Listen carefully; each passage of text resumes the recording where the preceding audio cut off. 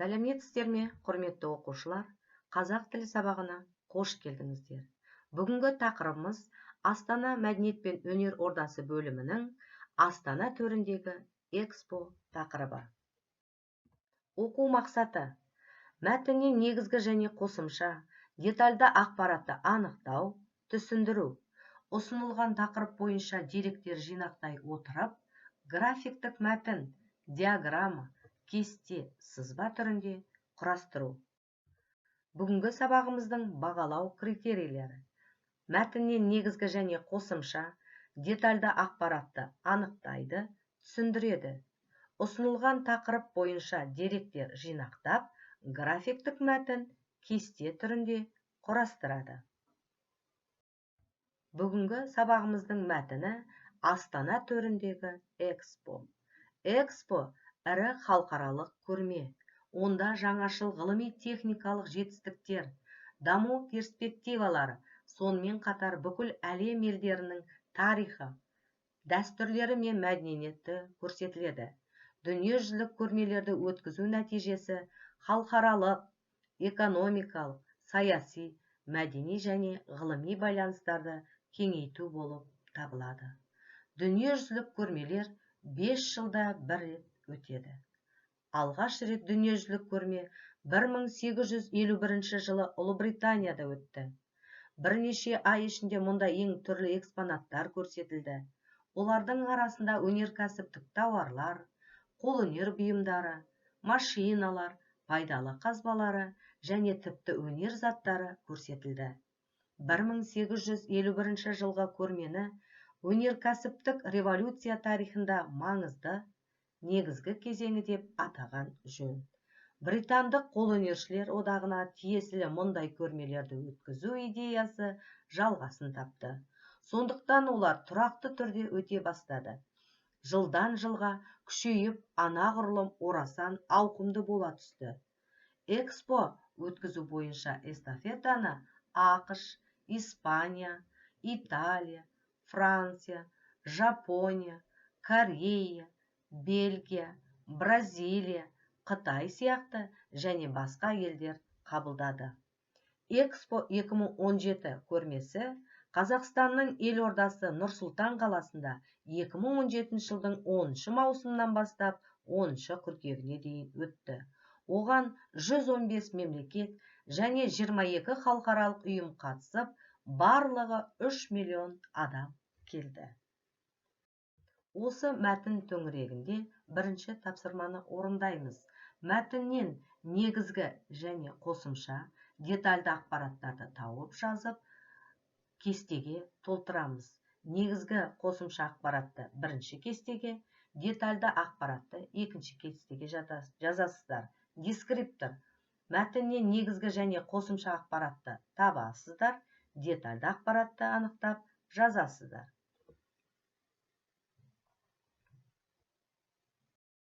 Жақсы балалар, енді өзімізді тексереміз. Негізгі қосымша ақпарат. Экспо ірі халықаралық көрме. Көрмеде жаңашыл ғылыми-техникалық жетістіктер көрсетіледі. Дүниежүзілік көрмелерді өткізу нәтижесі халықаралық, экономикалық, саяси, мәдени және ғылыми байланыстарды кеңейту болып табылады. Дүниежүзілік көрмелер 5 жылда бір рет өтеді. Детальды ақпарат. Алғаш рет дүниежүзілік көрме 1851 жылы Ұлыбританияда өтті. 1851 жылғы көрмені өнеркәсіптік революция тарихында маңызды негізгі кезеңі деп атаған. Экспо 2017 көрмесі Қазақстанда 2017 жылдың 10 маусымынан 10 қыркүйегіне дейін өтті. Оған 115 мемлекет және 22 халықаралық ұйым қатысып, көрмеге 3 миллион адам келген. Келесі тапсырмамыз концептуалдық кесте әдісі арқылы сұрақтарға жауап жазу. Осы тапсырманың дескрипторы: мәтін мазмұны бойынша сұрақтарға жауап әзірлейсіздер. Мәтіндегі ақпаратты кестеге толтырасыздар. Бірінші кестедегі сұрақ: экспо нені білдіреді? Екінші кестедегі сұрақ: ең алғашқы көрме қай жылы қай жерде өтті?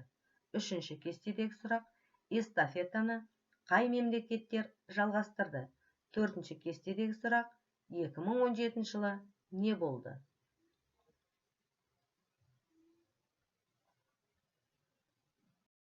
Жақсы балалар, енді өзімізді тексереміз. Экспо нені білдіреді? Экспо ірі халықаралық көрме. Онда жаңашыл ғылыми-техникалық жетістіктер, даму перспективалары, сонымен қатар бүкіл әлем елдерінің тарихы, дәстүрлері мен мәдениеті көрсетіледі. Екінші, ең алғашқы көрме қай жылы, қай жерде өтті? Алғаш рет дүниежүзілік көрме 1851 жылы Ұлыбританияда өтті.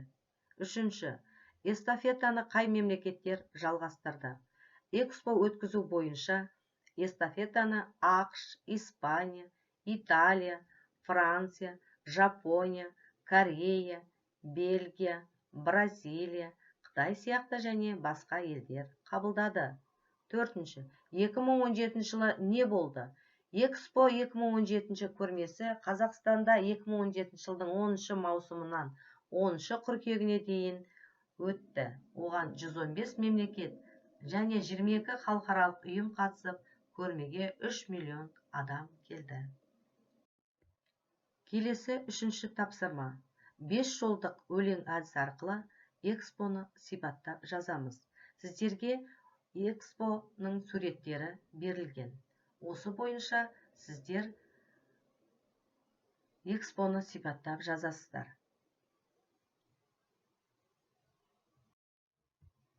Ал енді өзімізді тексереміз. Осы тапсырманың дескрипторы суреттегі ақпаратты түсінеді, ақпаратқа сәйкес экспоны сипаттап жазады. Бірінші, зат есім экспо. Екінші, сын есім маңызды, қызықты.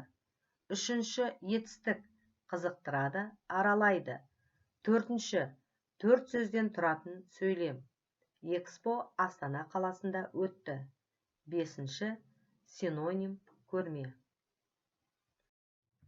Ал енді балалар, сіздерге оқу тапсырмасы. Төмендегі сілтеме арқылы мәтіннің толық нұсқасымен танысып, детальды ақпараттарды анықтап жазасыздар. Қазақстан посткеңестік кеңістікте өз аумағында кең ауқымды көрме өткізу құқығына ие болған бірінші ел болды. Жалпы Ұлыбритания, Франция, ақш, Австралия, Австрия, Бельгия, Италия, Канада, Испания, Бразилия, Оңтүстік Корея, Португалия, Германия, Қытай және Түркия сияқты елдер өз кезінде бүкіл әлемдік көрме өткізген. Ал сол тізімнің ішінде болу айтарлықтай абырой, мәртебе. Астана Экспо 2017 халықаралық мамандандырылған көрмесі Қазақстанның астанасы Астана қаласында 2017 жылдың 10 маусымынан 10 қыркүйегіне дейін болашақ энергиясы тақырыбымен өтті. Осы тақырыпты толық нұсқасымен танысып, детальды ақпаратты жазасыздар. Ал енді балалар, бүгінгі сабағымыз аяқталды. Қош сау болыңыздар.